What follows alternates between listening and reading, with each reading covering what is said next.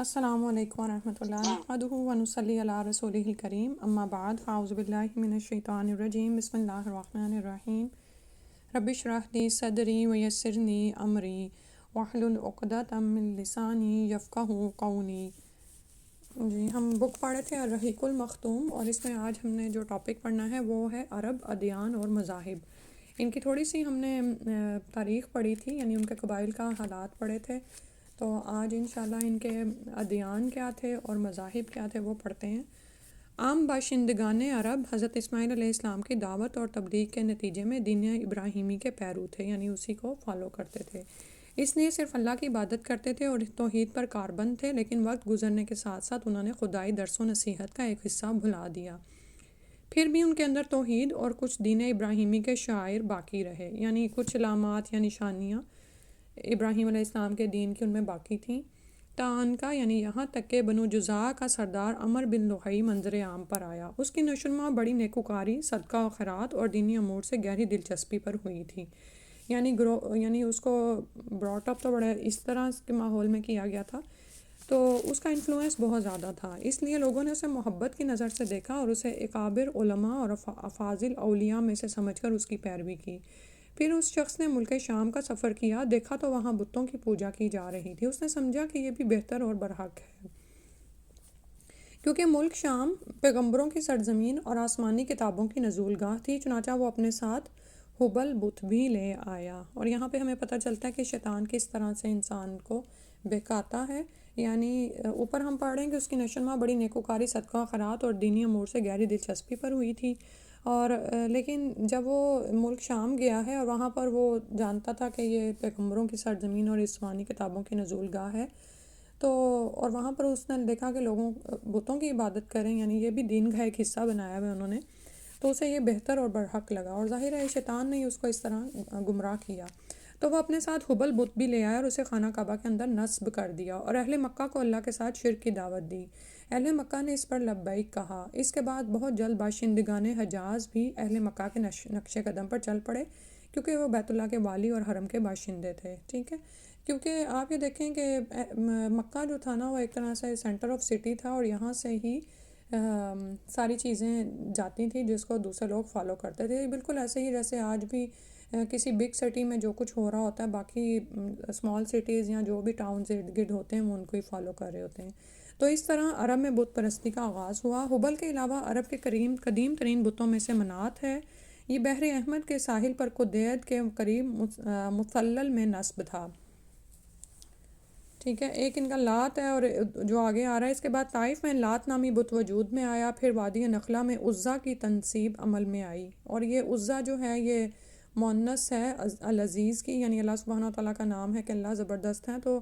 اسی سے ہمیں پھر پتہ چلتا ہے کہ اللہ کے ساتھ انہوں نے مختلف دیوتاؤں کی پرستی شروع کر دی تھی۔ یہ تینوں عرب کے سب سے بڑے بت تھے، یعنی لات، منات اور عزا۔ اس کے بعد حجاز کے ہر خطے میں شرک کی کثرت اور بتوں کی بھرمار ہو گئی۔ کہا جاتا ہے کہ ایک جن عمر بن لحی کے تابع تھا، اس نے بتایا کہ قوم نوح کے بت یعنی ود، سوا، یغوث، یعوق اور نصر جدہ میں مدفون ہیں۔ اس اطلاع پر عمر بن لحی جدہ گیا اور ان بتوں کو کھود نکالا، پھر انہیں تہامہ لایا، اور جب حج کا زمانہ آیا تو انہیں مختلف قبائل کے حوالے کیا۔ یہ قبائل ان بتوں کو اپنے اپنے علاقوں میں لے گئے، اس طرح ہر قبیلے میں پھر ہر گھر میں ایک بت ہو گیا، ٹھیک ہے، اور یہاں پہ ہمیں یہ پتہ چل رہا ہے کہ جن اس کے تابع تھا اور اس سے اس کو یہ انفارمیشن ملی تھی، اور اس پر ہم ایمان لاتے ہیں، اور آج بھی فی زمانہ بھی بہت سے ایسے حالات ہمیں پتہ چلتے ہیں کہ جس میں لوگ جنوں کو اپنے تابع کر لیتے ہیں، بعض اوقات کالے جادو کے ذریعے سے، بعض اوقات کچھ اور اس طرح کے نعوذ باللہ کلمات کے ذریعے سے۔ تو پھر اس نے اب نوح علیہ السلام کے بھی یہ جو بت تھے نا، یہ آپ جیسے قرآن میں پڑھ چکے ہیں کہ یہ ان کے بزرگوں کے نام تھے، اور انہوں نے پہلے تو ان بزرگوں کے بت بنائے، جب یہ بزرگ فوت ہو گئے، نیک بزرگ تھے، شیطان نے انہیں یہ سجھایا کہ ان کے بت بنا لو تو ان کو دیکھ کے تمہیں اللہ یاد آتا ہے نا، لیکن جب اگلی نسل آئی تو وہ ان بتوں کے ذریعے اللہ کو تو پکارنا بھول گئے، ڈائریکٹ انہی کو ہی پکارنے لگے، ٹھیک ہے، تو اب یہاں پر انہی بتوں کے ساتھ پھر یعنی کہ وہی شرک اور بت پرستی جو نوح علیہ السلام کی قوم میں تھی وہ یہاں پر رائج ہو گئی۔ یعنی ہر قبیلے میں ہر گھر میں ایک ایک بت ہو گیا۔ اور آپ یہ بھی جانتے ہیں نا کہ ان کا تو یہ حال تھا کہ کوئی بھی پتھر اچھا لگتا تو اس کو اٹھا کے گھر رکھتے اور اس کی پوجا شروع کر دیتے۔ پھر مشرکین نے مسجد حرام کو بھی بتوں سے بھر دیا، چنانچہ جب مکہ فتح کیا گیا تو بیت اللہ کے گردا گرد 360 بت تھے جنہیں خود رسول اللہ صلی اللہ علیہ وسلم نے اپنے دستے مبارک سے توڑا۔ آپ ہر ایک کو چھڑی سے ٹھوکر مارتے جاتے تھے اور وہ گرتا جاتا تھا۔ پھر آپ صلی اللہ علیہ وسلم نے حکم دیا اور ان سارے بتوں کو مسجد حرام سے باہر نکال کر جلا دیا گیا۔ غرض شرک اور بت پرستی اہل جاہلیت کے دین کا سب سے بڑا مظہر بن گئی تھی، جنہیں گھمنڈ تھا کہ وہ ابراہیم علیہ السلام کے دین پر ہیں۔ یعنی ایک طرف یہ تکبر تھا کہ ابراہیم علیہ السلام کے دین پر ہیں، حالانکہ ابراہیم علیہ السلام کے دین کو تو شرک سے دور کا بھی واسطہ نہیں تھا۔ پھر اہل جاہلیت کے یہاں بت پرستی کے کچھ خاص طریقے اور مراسم بھی رائج تھے جو زیادہ تر عمر بن لوہی کی اختراع تھے، یعنی ایجاد تھے، اسی نے اس کو نکالا تھا۔ اہل جاہلیت سمجھتے تھے کہ عمر بن لوہی کی اختراعات دین ابراہیم میں تبدیلی نہیں بلکہ بدعت حسنہ ہیں۔ ذیل میں ہم اہل جاہلیت کے اندر رائج بت پرستی کے چند اہم مراسم کا ذکر کر رہے ہیں، ٹھیک ہے۔ اب بدعت حسنہ آپ جانتے ہوں گے، آج بھی لوگ بدعت حسنہ کے نام پر بہت سی چیزیں اصل دین میں شامل کرتے ہیں جو سراسر گمراہی ہے، کیونکہ سنت وہ ہے، یعنی کہ اچھا طریقہ جس کو رائج کرنے کی اجازت ہے وہ وہی ہوگا جس کی سنت سے ہمیں دلیل ملے گی، لیکن اپنے طور پر کسی بھی چیز کو دین میں اصل دین میں شامل کرنا اور اس کو بدعت حسنہ سمجھنا، اس کی کہیں بھی اجازت نہیں ہے، ٹھیک ہے۔ یعنی کوئی یہ نہیں کہہ سکتا کہ ظہر کی 4 فرض ہیں تو میں ثواب کی خاطر 5 اور 6 پڑھ لوں اور اس طرح آگے، یہ حسنہ نہیں ہے، یہ سراسر بدعت سیئہ ہیں۔ دور جاہلیت کے مشرکین بتوں کے پاس مجاور بن کر بیٹھتے تھے، ان کی پناہ ڈھونڈتے تھے، انہیں زور زور سے پکارتے تھے اور حاجت روائی اور مشکل کشائی کے لیے ان سے فریاد اور التجائیں کرتے تھے اور سمجھتے تھے کہ وہ اللہ سے سفارش کر کے ہماری مراد پوری کرا دیں گے، ٹھیک ہے۔ اب یہ بھی یاد رکھیں گے یہ سراسر شرک ہے، خواہ وہ ان بتوں کے ذریعے سے اللہ کو ہی پکارتے ہوں، کیونکہ اللہ ہی ملجا ہے، وہی ماوا ہے، یعنی جس کی طرف پناہ لی جاتی ہے، اللہ ہی کو زور سے پکارا جاتا ہے یا آہستہ آواز سے پکارا جاتا ہے۔ حاجت روائی یعنی مصیبتوں کو دور کرنے یا اپنی مشکلات کو کھولنے کے لیے بھی اللہ ہی سے فریاد اور التجائیں کی جائیں اور ڈائریکٹ کی جائیں، خواہ انسان کتنا ہی گناہ گار کیوں نہیں ہے۔ اللہ سبحانہ وتعالیٰ نے ہر انسان کے لیے ڈائریکٹ راستہ، یعنی کہ براہ راست آپ اللہ سے بات کریں، اس سے مناجات کریں۔ تو لیکن شیطان آپ کو ان کی اس طرف بھی ڈالتا ہے کہ نہیں، تم بعض اوقات وہ یہ کرتا ہے کہ تم بڑے گناہ گار ہو تو فلاں ایک بزرگ ہے اس کے در کا سہارا لو، نعوذ باللہ من ذالک۔ اچھا، دوسری بات کیا ہے، بتوں کا حج اور طواف کرتے تھے، ان کے سامنے عجز و نیاز سے پیش آتے تھے اور انہیں سجدہ کرتے تھے، یعنی کرتے تو وہ حج اور عمرہ ہی تھے لیکن اس میں بھی انہوں نے اللہ کے ساتھ ان بتوں کو پکارنا اور ان کے ارد گرد سجدہ اور طواف شروع کیا ہوا تھا۔ بتوں کے لیے نذرانے اور قربانیاں پیش کرتے اور قربانی کے ان جانوروں کو کبھی بتوں کے آستانوں پر لے جا کر ذبح کرتے تھے اور کبھی کسی بھی جگہ ذبح کر لیتے تھے، مگر بتوں کے نام پر ذبح کرتے تھے۔ ذبح کی ان دونوں صورتوں کا ذکر اللہ تعالیٰ نے قرآن مجید میں کیا ہے، ارشاد ہے وَمَا ذُبِحَ عَلَى النُّصُبِ، یعنی وہ جانور بھی حرام ہیں جو آستانوں پر ذبح کیے گئے ہوں۔ یعنی اگر آستانوں پر لے جا کر جانوروں کو اللہ کے نام پر ذبح کیا جائے نا تو پھر بھی وہ حرام ہو جاتا ہے، ٹھیک ہے، کیونکہ وہ خاص اس نیت سے وہاں پر آستانوں پر لے جائے جاتے ہیں کہ اس سے ہمیں زیادہ قرب الہی حاصل ہوگا۔ دوسری جگہ ارشاد ہے وَلَا تَأْكُلُوا مِمَّا لَمْ يَذْكُرِ اسْمُ اللَّهِ عَلَيْهِ، یعنی اس جانور کا گوشت مت کھاؤ جس پر اللہ کا نام نہ لیا گیا ہو، ٹھیک ہے۔ تو ان جانوروں کا گوشت تو بالکل نہیں کھانا جو غیر اللہ کے نام پر قربان کیے گئے ہوں۔ بتوں سے تقرب کا ایک طریقہ یہ بھی تھا کہ مشرکین اپنی ثواب دید کے مطابق، یعنی اپنی سمجھ بوجھ کے مطابق، اپنے کھانے پینے کی چیزوں اور اپنی کھیتی اور چوپائے کی پیداوار کا ایک حصہ بتوں کے لیے خاص کر دیتے تھے، یعنی اپنی سمجھ کے مطابق انہوں نے ایک کلیہ قانون رکھا ہوا تھا کہ یہ جانوروں میں سے اتنی چیز یا کھیتی اور چوپائے، کھیتی ہوتی جو بھی آپ کا زمین کی پیداوار ہے اور چوپائے جو جانور ہیں آپ کے، ان سے جو بھی آپ کو فوائد حاصل ہوتے ہیں ان کا ایک خاص حصہ بتوں کے نام کر دیتے۔ اس سلسلے میں ان کا دلچسپ رواج یہ تھا کہ وہ اللہ کے لیے بھی اپنی کھیتی اور جانوروں کی پیداوار کا ایک حصہ خاص کرتے تھے، پھر مختلف اسباب کی بنا پر اللہ کا حصہ تو بتوں کی طرف منتقل کر سکتے تھے لیکن بتوں کا حصہ کسی بھی حال میں اللہ تعالیٰ کی طرف منتقل نہیں کر سکتے تھے۔ مطلب یہ ہے کہ بتوں کو انہوں نے اپنے سروں پہ ایسا سوار کیا ہوا تھا، اس سے ایسا ڈرتے تھے کہ کوئی سبب پیدا ہو جاتا تو جو اللہ کے لیے خاص کیا گیا ہوتا تھا وہ بھی بتوں کے نام قربان کرنے کو تیار تھے، لیکن بتوں کے لیے خاص کیا ہوا اللہ کے نام پر قربان کرنے کو تیار نہیں تھے۔ اللہ تعالیٰ کا ارشاد ہے وَجَعَلُوا لِلَّهِ مِمَّا ذَرَأَ مِنَ الْحَرْثِ وَالْأَنْعَامِ نَصِيبًا فَقَالُوا هَذَا لِلَّهِ بِزَعْمِهِمْ وَهَذَا لِشُرَكَائِنَا فَمَا كَانَ لِشُرَكَائِهِمْ فَلَا يَصِلُ إِلَى اللَّهِ وَمَا كَانَ لِلَّهِ فَهُوَ يَصِلُ إِلَى شُرَكَائِهِمْ سَاءَ مَا يَحْكُمُونَ۔ اللہ نے جو کھیتی اور چوپائے پیدا کیے ہیں ان کا ایک حصہ انہوں نے اللہ کے لیے مقرر کیا اور کہا یہ اللہ کے لیے ہے ان کے خیال میں، اور یہ ہمارے شرکاء کے لیے ہے۔ تو جو ان کے شرکاء کے لیے ہوتا ہے وہ تو اللہ تک نہیں پہنچتا، مگر جو اللہ کے لیے ہوتا ہے وہ ان کے شرکاء تک پہنچ جاتا ہے۔ کتنا برا ہے وہ فیصلہ جو یہ لوگ کرتے ہیں۔ تو یہاں سے ہمیں پتہ چل رہا ہے کہ بتوں سے وہ اللہ سے بھی بڑھ کے ڈرتے تھے جیسے، اور بتوں کی رضامندی یا ان کی جو رضا کا ان کے دل میں خیال تھا وہ اللہ سے بھی بڑھ کر تھا۔ یہاں پہ رک کے ذرا ہم سوچیں کہ ہم اللہ اور لوگوں میں کس سے ڈرتے ہیں؟ یعنی جب ہمارے سامنے کوئی دین کا حکم آتا ہے اور وہ ہمارے ماحول سے میچ نہیں ہوتا، وہ ہمارے خواہشات سے میچ نہیں ہوتا، یا وہ ارد گرد لوگوں کی عادات سے میچ نہیں ہوتا، تو اس وقت کیا ہم لوگوں کے ڈر سے اس حکم کو چھوڑ دیتے ہیں یا اللہ سے ڈرتے ہوئے اس حکم کو اپنا لیتے ہیں؟ کیونکہ آپ یہ دیکھیں کہ جہاں پہ بھی کسی حکم پر مخالفت آتی ہے نا، اب یہاں پر جیسے بدعت حسنہ کے پیچھے بات ہو رہی تھی، کتنی ہی بدعات ہمارے اندر رائج ہیں، اور اسی طرح بہت سے ایسے رسوم و رواج ہیں جو واضح طور پر غیر شرعی ہیں اور اللہ تعالیٰ کے احکامات سے ٹکراتے ہیں، اس میں اللہ کا غضب و ناراضی آتی ہے، جیسے اسراف ہی دیکھ لیں اور تبذیر دیکھ لیں۔ لیکن وہاں پر ہم سب اپنے اپنے ایمان کا جائزہ لیں کہ کیا ہم لوگوں کے ڈر سے وہی کرتے رہتے ہیں جو ہم پہلے کر رہے تھے، یا دین سیکھنے کے بعد وہ کرتے ہیں جو اللہ کو پسند ہے۔ بتوں کے تقرب کا ایک طریقہ یہ بھی تھا کہ وہ مشرکین کھیتی اور چوپائے کے اندر مختلف قسم کی نظریں مانتے تھے۔ اللہ تعالیٰ کا ارشاد ہے وَقَالُوا هَٰذِهِ أَنْعَامُ وَحَرْثٌ حِجْرٌ لَا يَطْعَمُهَا إِلَّا مَن نَّشَاءُ بِزَعْمِهِمْ وَأَنْعَامٌ حُرِّمَتْ ظُهُورُهَا وَأَنْعَامٌ لَا يَذْكُرُونَ اسْمَ اللَّهِ عَلَيْهَا افْتِرَاءً عَلَيْهِ۔ ان مشرکین نے کہا کہ یہ چوپائے اور کھیتیاں ممنوع ہیں، انہیں وہی کھا سکتا ہے جسے ہم چاہیں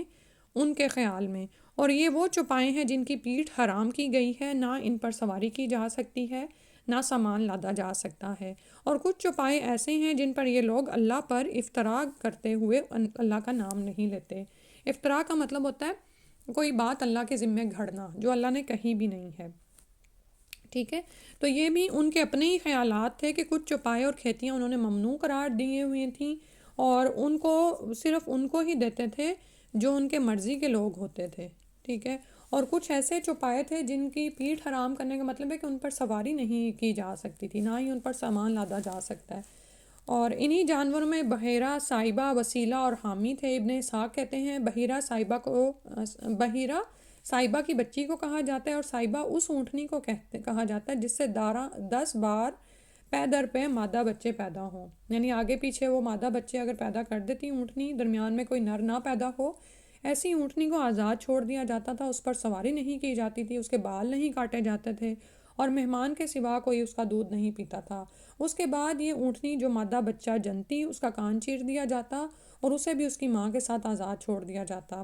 اس پر سواری نہ کی جاتی، اس کا بال نہ کاٹا جاتا، اور مہمان کے سوا کوئی اس کا دودھ نہ پیتا۔ یہی بحیرہ ہے اور اس کی ماں سائبہ ہے۔ اب یہ دیکھیں کہ آپ جانور جو اللہ سبحانہ تعالیٰ نے انسانوں کے لیے پیدا کیے ہیں، اگر ان کو اس طرح سے آزاد چھوڑ دیا جائے تو وہ کس طرح سے نقصان دیں گے۔ یعنی کچھ تو ایسے جانور ہوتے ہیں جو پھر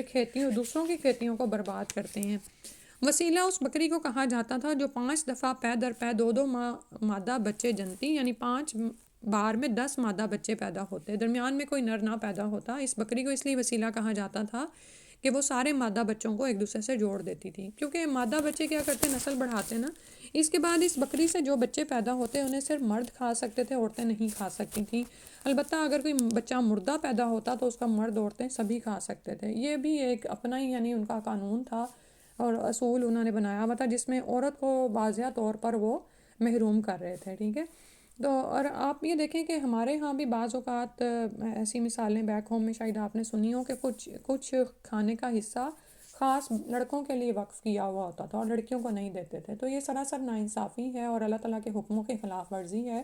یعنی جو حکم اللہ نے دیا ہی نہیں اس کو آپ دین کا حصہ سمجھتے ہوئے فالو کر رہے ہیں. حامی اس نر اونٹ کو کہتے تھے جس کی جفتی سے پے در پے 10 مادہ بچے پیدا ہوتے، درمیان میں کوئی نر نہ پیدا ہوتا. ایسے اونٹ کی پیٹھ محفوظ کر دی جاتی تھی، یعنی نہ اس پر سواری کی جاتی تھی، نہ اس کا بال کاٹا جاتا تھا، بلکہ اسے اونٹوں کے ریوڑ میں جفتی کے لیے آزاد چھوڑ دیا جاتا تھا، یعنی وہ جہاں بھی جائے اور جفتی کرے، اور اس کے سوا اس سے کوئی دوسرا فائدہ نہ اٹھایا جاتا تھا. دور جاہلیت کی بت پرستی کے ان طریقوں کی تردید کرتے ہوئے اللہ تعالیٰ نے فرمایا ما جعل اللہ من بحیرۃ ولا سائبۃ ولا وسیلۃ ولا حام ولکن الذین کفروا یفترون علی اللہ الکذب واکثرهم لا یعقلون. اللہ نے نہ کوئی بحیرہ، نہ کوئی سائبہ، نہ کوئی وسیلہ اور نہ کوئی حامی بنایا ہے، لیکن جن لوگوں نے کفر کیا وہ اللہ پر جھوٹ گھڑتے ہیں اور ان میں سے اکثر عقل نہیں رکھتے. اب یہاں پر ان کے اس طرح کے کاموں کو کیا کہا جا رہا ہے کہ بے عقل ہیں، عقل نہیں ہے، غور و فکر نہیں کرتے. تو نعوذ باللہ اگر ہمارے ہاں بھی کوئی ایسی بات ہے کہ ہم شگون لیتے ہیں یا بدشگونیاں کرتے ہیں کہ فلاں ہو گیا اس طرح، یعنی اور اس جانور سے اتنے بچے پیدا ہو گئے تو اس کو آزاد کر دیں گے، یا یہاں پر بعض اوقات ہوتا ہے نا ایسے شگون جو ہے شیطان سجھاتا ہے کہ اگر اس طرح کے کام اتنی دفعہ ہو گئے تو میں یہ کر لوں گی، اور وہ یعنی اپنے طور پر اور پھر ہم یہ سمجھتے ہیں کہ شاید اس میں ثواب ہے. خاص طور پر یہ بھی یاد رکھیں کہ دین میں چیز کو شامل کرنے سے مطلب کیا ہے کہ کوئی چیز آپ کر رہے ہیں اور اس کے بعد پھر آپ اس پر جم گئے ہیں اور سوچ رہے ہیں کہ اس پر ثواب ہوگا اور اس کو چھوڑنے سے گناہ ہوگا، اور پھر لوگوں کو بھی آپ وہی پھیلا رہے ہیں دین، نعوذ باللہ. تو یہ اللہ پر صریحاً جھوٹ گھڑنا ہے جس کا یہاں پر ذکر آ رہا ہے، اور عقل کے بغیر ہی، یعنی کہ عقل اور غور و فکر نہیں کرتے کہ جس رب نے پیدا کیا ہے وہی حق رکھتا ہے کہ تمہارے لیے دین کو بنائے. ایک دوسری جگہ فرمایا وقالوا ما فی بطون هذه الانعام خالصۃ لذکورنا ومحرم علی ازواجنا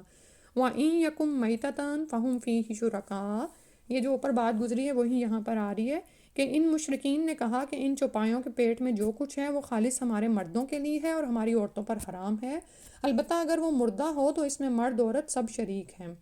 چوپائیوں کی مذکورہ اقسام یعنی بحیرہ، سائبہ وغیرہ کے کچھ دوسرے مطالب بھی بیان کیے گئے ہیں جو ابن اسحاق کی مذکورہ تفسیر سے قدرے مختلف ہیں. سعید بن مسیب رحمہ اللہ کا بیان ہے کہ یہ جانور ان کے طاغوتوں کے لیے تھے. استغفر اللہ. طاغوت ہر اس طاقت کو کہتے ہیں نا جو اللہ کے علاوہ ہے، ٹھیک ہے، اللہ کے راستے سے پھیرنے والی ہے، شیطانی قوت ہے. تو یہ انہوں نے ان کے نعوذ باللہ طاغوتوں کے لیے مخصوص کر دیے ہوئے تھے. صحیح بخاری میں مرفوعاً مروی ہے کہ عمر بن لحی پہلا شخص ہے جس نے بتوں کے نام پر جانور چھوڑے،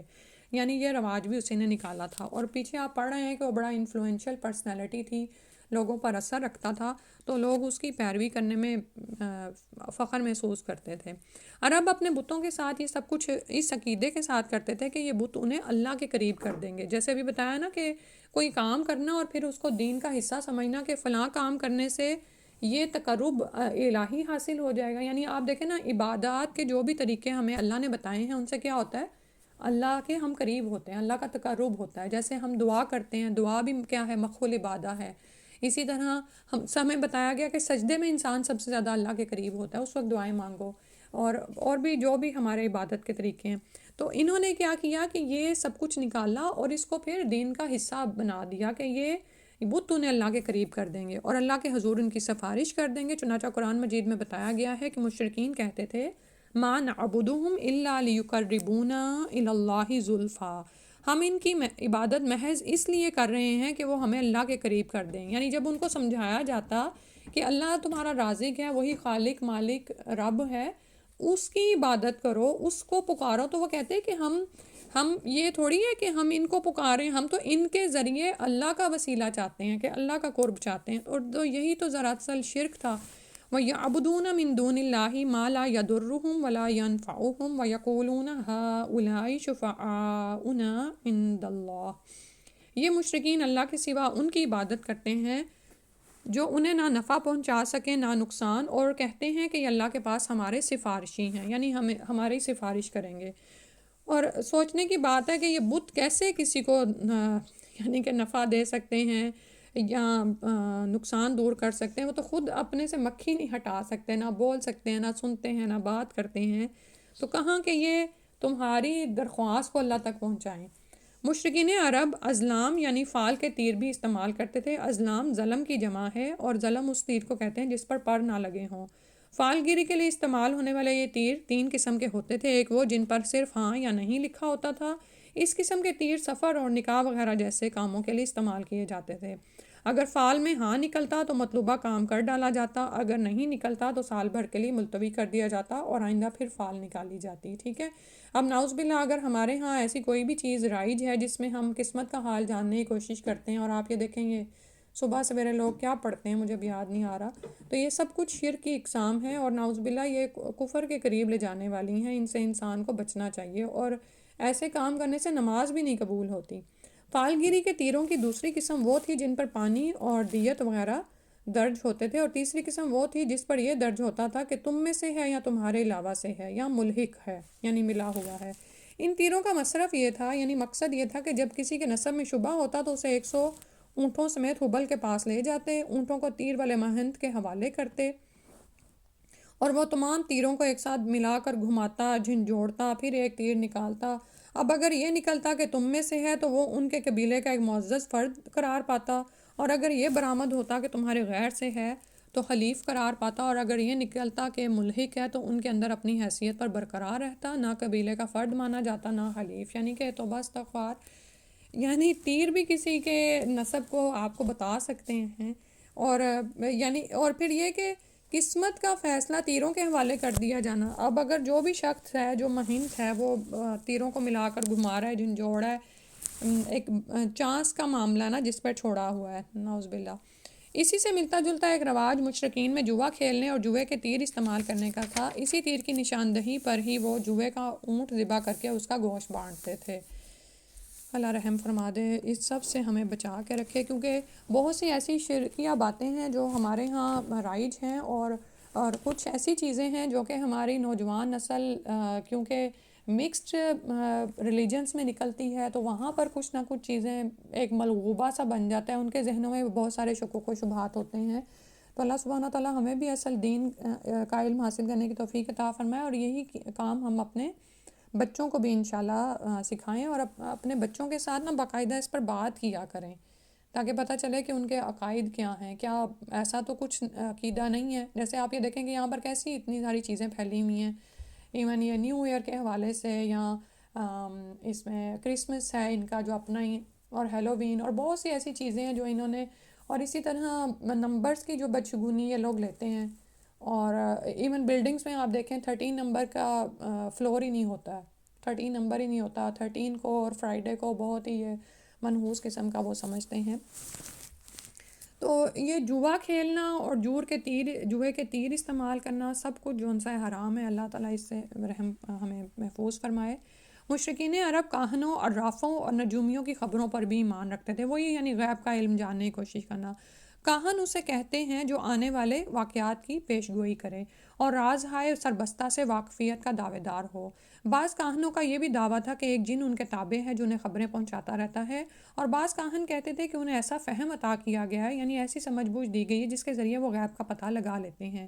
بعض اس بات کے مدعی تھے، یعنی دعویٰ کرتے تھے کہ جو آدمی ان سے کوئی بات پوچھنے آتا ہے اس کے قول و فعل سے یا اس کی حالت سے کچھ مقدمات اور اسباب کے ذریعے وہ جائے واردات کا پتہ لگا لیتے ہیں۔ اس قسم کے آدمی کو عراف کہا جاتا تھا۔ مثلاً وہ شخص جو چوری کے مال، چوری کی جگہ اور گم شدہ جانور وغیرہ کا پتہ ٹھکانہ بتاتا۔ استغفر اللہ۔ اب یعنی دیکھیں کہ چوروں کی خبریں بھی لوگوں سے پتہ کروائی جا رہی ہیں، اور کوئی اس میں یعنی کہ پورے جو ایک تفتیش یا انویسٹیگیشن ہوتی ہے وہ تو ایک الگ بات ہے، وہ تو آپ باقاعدہ شواہد کی بنیاد پر کرتے ہیں، لیکن یہاں پر ہمیں کیا نظر آ رہا ہے کہ کچھ ان کے جن بھی تھے ان کے قبضے میں نا، اور جنوں کا بھی کیا معاملہ ہے، جیسے انشاءاللہ کبھی ڈیٹیل میں ان کے بارے میں پڑھیں گے کہ کسی ایک آدھے جن کو قابو میں کر لینا، اور جنوں کی رسائی جو ان سی پہلے آسمان تک ہو جاتی ہے، ٹھیک ہے، پھر وہ وہاں پر چونکہ ملا اعلیٰ کے فرشتوں کو جو حکم دیا جاتا ہے وہ نیچے امپلیمنٹ کرنے کے لیے یعنی نفاذ کرنے کے لیے آتے ہیں، تو وہاں پر وہ کچھ سنگن لے لیتے ہیں اس حکم کی، ٹھیک ہے۔ اور اسی طرح چونکہ جن غیر مرئی مخلوق ہیں اور وہ دیواروں سے اور اس سے آر پار ہو جاتے ہیں، تو اسی طرح بعض اوقات کیا ہوتا ہے کہ کسی نجومی یا کسی کاہن ساحر کے پاس کوئی آ رہا ہوتا ہے سوالی، یعنی اپنی درخواست دے کر، تو وہ اپنے جن کو پہلے سے ہی اس نے معمور کیا ہوتا ہے، اور وہ جن اس عورت یا مرد کے گھر کی کچھ علامات یا اس کی باتیں جو ہیں پہلے ہی اس کاہن کو بتا دیتا ہے، ٹھیک ہے۔ اب وہ عورت اس کاہن کے کمرے میں داخل ہوتی ہے اور کہتی ہے کہ میرے ساس یہ ایسے کرتی ہے میری، اور کہتے ہیں اچھا تمہاری ساس کا یہ نام ہے یا تمہاری بہو کا یہ نام ہے، اور یہ اس طرح کی کچھ باتیں کرتا ہے۔ وہ عورت ٹریپ میں آ جاتی ہے کہ جی اس کو تو بہت ساری باتیں پتہ ہیں، اور وہ پھر جھوٹ جو بھی یعنی کہ اگل دیتی ہے، جو یعنی کہ وہ سوال کرتی ہے پھر، اور اس کا یہ جھوٹ سچ ملا کے نا کچھ نہ کچھ اس کو بتا دیتا ہے، نعوذ باللہ، ٹھیک ہے۔ اللہ تعالیٰ رحم فرمائے، ہمیں ان سے بچائے۔ یعنی ایک کوئی سچی خبر جو یہ اڑا لاتے ہیں اس میں 100 جھوٹ ملا کر وہ آگے بتاتے ہیں اور لوگوں کو گمراہ کرتے ہیں۔ کیونکہ بعض اوقات آپ اگر کسی خاتون کو روکیں نا کہ ان کے دروں پہ نہ جاؤ، تو وہ کہتی نہیں وہ ہمیں سچ بتاتے ہیں، اس نے مجھے یہ بتا دیا تھا، ٹھیک ہے۔ تو اللہ تعالیٰ رحم فرمائے۔ تو پھر ہم اس وقت اللہ کے حکم کو بھول جاتے ہیں کہ اللہ سبحانہ و تعالیٰ ہی آسمانوں اور زمین کے غیب کو جاننے والا ہے، کسی کو غیب کا علم نہیں ہے۔ لیکن انسان کی پتہ نہیں فطرت میں کیا ہے کہ وہ غیب کو جاننے کی کوشش کرتا رہتا ہے، اور غیب تو اللہ تعالیٰ نے بتا دیا، اتنا بڑا غیب ہمارے سامنے ہے کہ ہم نے مرنا ہے اور ہماری دوسری زندگی شروع ہو جانی ہے۔ کاش کہ ہم اس غیب پر نظر رکھیں جو کہ اوبویس ہے، جو ہمیں آنا ہی پیش آنا ہی آنا ہے۔ ہم میں سے ہر ایک کی کہانی ہے اور ہمارا ایک مستقبل ہے جو اللہ تعالیٰ نے ہمیں قرآن و حدیث کے ذریعے بتا دیا، ہم اس میں دلچسپی لیں بجائے یہ کہ ان کاہنوں یا جادوگروں کے ذریعے غیب کو جاننے کی کوشش کریں۔ نجومی اسے کہتے ہیں جو تاروں پر غور کر کے ان کی رفتار اور اوقات کا حساب لگا کر پتہ لگاتا ہے کہ دنیا میں آئندہ کیا حالات و واقعات پیش آئیں گے۔ ان نجومیوں کی خبروں کو ماننا در حقیقت تاروں پر ایمان لانا ہے، اور تاروں پر ایمان لانے کی ایک صورت یہ بھی تھی کہ مشرکین عرب نچھتروں پر ایمان رکھتے تھے اور کہتے تھے کہ ہم پر فلاں اور فلاں نچھتر سے بارش ہوئی ہے، یعنی فلاں تاروں کے اثر سے، ٹھیک ہے، سٹارز پر بلیو رکھنا، جیسے آج بھی لوگ کرتے ہیں، فلاں کا ستارہ یہ ہے، وہ گردش میں ہے یا یہ ہو گیا، تو نعوذ باللہ اس سے بھی بچنا چاہیے۔ اور اسی طرح ہمیں نبی صلی اللہ علیہ وسلم کی سنت سے بھی پتہ چلتا ہے کہ مشرکین عرب نے جب رسول صلی اللہ علیہ وسلم کے بیٹے کی وفات ہوئی تب بھی لوگوں نے یہی کہا، اس دن پتہ نہیں چاند گرہن ہوا یا سورج گرہن، تو اللہ کے رسول نے فرمایا کہ یہ کسی کی وفات سے نہیں ہوتا، یہ تو اللہ تعالیٰ کی نشانی ہے جو اللہ سبحانہ وتعالیٰ دکھاتے ہیں، اور یہ تاروں کا اور اس کا کوئی اثر نہیں ہوتا۔ مشرکین میں بدشگونی کا بھی رواج تھا، اسے عربی میں طیارہ کہتے ہیں۔ اس کی صورت یہ تھی کہ مشرکین کسی چڑیا یا ہرن کے پاس جا کر اسے بھگاتے تھے، پھر اگر وہ داہنے جانب بھاگتا تو اسے اچھائی اور کامیابی کی علامت سمجھ کر اپنا کام کر گزرتے، اور اگر بائیں جانب بھاگتا تو اسے نحوست کی علامت سمجھ کر اپنے کام سے باز رہتے، یہ بھی ایک ان کا تھا۔ اسی طرح اگر کوئی چڑیا یا جانور راستہ کاٹ دیتا تو اسے بھی منحوس سمجھتے۔ اسی سے ملتی جلتی ایک حرکت یہ بھی تھی کہ مشرکین خرگوش کے ٹخنے کی ہڈی لٹکاتے تھے اور بعض دنوں مہینوں جانوروں گھروں اور عورتوں کو منحوس سمجھتے تھے۔ آپ اس کو ہیلووین سے بھی آپ تھوڑا اٹیچ کر کے سمجھ سکتے ہیں۔ بیماریوں کی چھوت کے قائل تھے اور روح کے الو بن جانے کا عقیدہ رکھتے تھے، یعنی کنٹیجیس بیماریاں لگتی ہیں، ہم جانتے ہیں لگتی ہیں، لیکن ہمیں اتنا ایمان ہے کہ تقدیر اللہ کے اذن سے ہی ہوتی ہے، یعنی کہ نافذ ہوتی ہے، اور اسی طرح روحیں الو نہیں بنتی ہیں، ٹھیک ہے، وہ یہاں تو علیین میں چلی جاتی ہیں، یہاں سجین میں پہنچ جاتی ہیں۔ اللہ تعالیٰ ہماری روحوں کو علیین میں ہی بھیجے۔ تو یہ یعنی کہ آپ جیسے ہندوؤں کے ہاں یہ عقیدہ پایا جاتا ہے نا کہ ایک جنم سے دوسرے جنم میں انٹر ہوتے ہیں آپ، اور اس جنم میں اچھے کام کیے تو اگلے میں اچھے خلقت میں اٹھائے جائیں گے، تو لیکن اسی لیے الو جو ہے نا منحوس جانور کے نام سے بھی لوگوں نے مشہور کیا ہوا ہے کہ وہ سنسان جگہوں پہ رہتا ہے یا اس طرح۔ ان کا عقیدہ تھا کہ جب تک مقتول کا بدلہ نہ لیا جائے اس روح کو سکون نہیں ملتا، اور اس کی روح الو بن کر بیابانوں میں گردش کرتی رہتی ہے اور پیاس پیاس یا مجھے پلاؤ پلاؤ کی صدا لگاتی رہتی ہے۔ جب اس کا بدلہ لے لیا جاتا ہے تو اسے راحت اور سکون مل جاتا ہے۔ یعنی یہ سب چیزیں جو تھیں ان کے اپنے ذہن کی اختراعات تھیں، انہوں نے نکالی ہوئی تھی، اور پھر اس کو انہوں نے گناہ اور ثواب کا چکر ڈال کے نا دین کا حصہ بنا دیا تھا، ٹھیک ہے۔ تو انشاءاللہ باقی جو قریش کی بدعات ہیں وہ اگلی دفعہ ہم پڑھیں گے جو دین ابراہیمی میں انہوں نے شامل کی ہوئی تھیں۔ جزاک اللہ خیراً کثیراً، جو پڑھا اللہ سبحانہ تعالیٰ اس کی ہمیں سمجھ عطا فرما دے اور ہمیں اصل توحید پر قائم کر دیں، توحید فی الذات فی الصفات اور فی الاعمال جو اللہ سبحانہ تعالیٰ کے ہیں، تو اللہ تعالیٰ ہمیں اس پر قائم کر دیں۔ سبحانک اللہم و بحمدک اشہد ان لا الہ الا انت استغفرک و اتوب الیک۔ السلام علیکم و رحمۃ اللہ۔